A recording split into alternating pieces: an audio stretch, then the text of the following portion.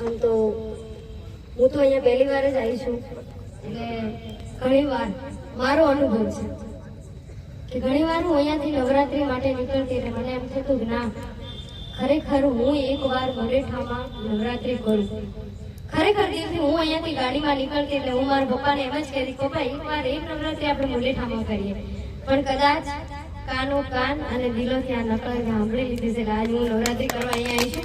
એટલે પહેલા તો મને એ કહું છું, હું દરેક જગ્યાએ દરેક પ્રોગ્રામમાં હું સંતુવાણી ઘણી કરું છું, એટલે દરેક જગ્યાએ હું નોટિસ કરતી જોઉં છું. પણ અહીંયા જે વસ્તુ મને દેખાણી છે, નકળંગ યુવક મંડળ એ ખરેખર યુવક મંડળ નથી, એક યુનિટી છે. અને આની પાછળ તમે બધાએ આ યુવક મંડળે બહુ બધી મહેનત કરી છે, કારણ કે પારસવાણી એ જ પરિશ્રમ. મહેનત કર્યા વગર કઈ ફળતું નથી. કારણ કે આપણા ઘરે એક મહેમાન આવે ને સાહેબ, તો એના માટે એટલી બધી, એના પાછળ એટલી બધી તૈયારી કરવી પડે છે. પણ તમારે આટલી બધી મુલેઠા જ નહીં, પણ આજુબાજુ લોકોના પબ્લિક એમને પણ સંભાળવાના છે. એટલે તમારી રાજ તો આ નેજાવાળો રાખશે 100%.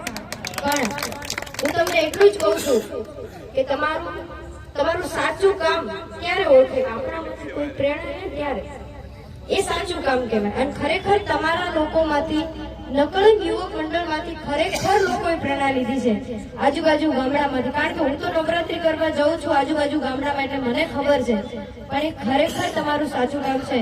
અને હું તો દિલથી મારા ગોગા મહારાજ અને વેજુભાઈને પ્રાર્થના કરું છું કે નકળંગ યુવક મંડળ એ ખાલી મુલેઠા પૂરતું નહીં, ખાલી ડીસા તાલુકા પૂરતું નહીં, પણ આખા ગુજરાતમાં નામ એનું ગુંજતું થાય. કેમ કે ખરેખર આ ગુજરાતમાં નકળંગ યુવક મંડળ તરફથી એવી બધી પ્રેરણા મળે કે લોકોને એમ થાય કે ના, આ મુલેઠા કરી શકે તો આપણે કેમ નહીં. આ યુવક મંડળમાંથી, તમારામાંથી પ્રેરણા લે એટલે તમારું સાચું કામ છે. અને મને દર વર્ષે હું અહીંયા નવરાત્રી ગઉં એવું મને થાય છે. કેમ? કેવી મજા આવે છે અહીંયા. ગુજરાતી ગરબાને સ્વીકારવામાં આવે છે. એવું નથી કે ભાઈ ગરબા ગાયા, 2-3 ગરબા ગાયા અને પતી ગયું, એવું નથી. પણ અહીંયા એટલી બધી મજા આવે છે. અને તમારી જે કલાકારને લાવવાની અને કલાકારનું જે સ્વાગત કરવાનું છે એ ખરેખર બહુ મસ્ત છે.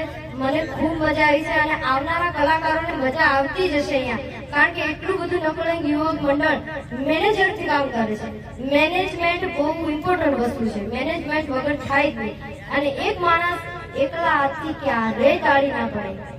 એટલે આવું નાવું યુવક મંડળ તમારી પેઢીઓ ખપી જાય ને, અને તમારા છોકરાના છોકરા પણ આ સંસ્કાર લે કે અમારા ભાઈ ગળા માન બાપુ આવું કરતા હતા, એટલે અમારે આ કરવાનું છે. નકળી યુવક મંડળમાં એ લોકો જોડાય એવી હું પ્રાર્થના કરું છું. અને ડીસા તાલુકા નહીં પણ આખા બનાસકાંઠા, ડીસા અને આખા ગુજરાતમાં નામ એવું રોશન થાય એવી હું પ્રાર્થના કરું છું. Thank you so much.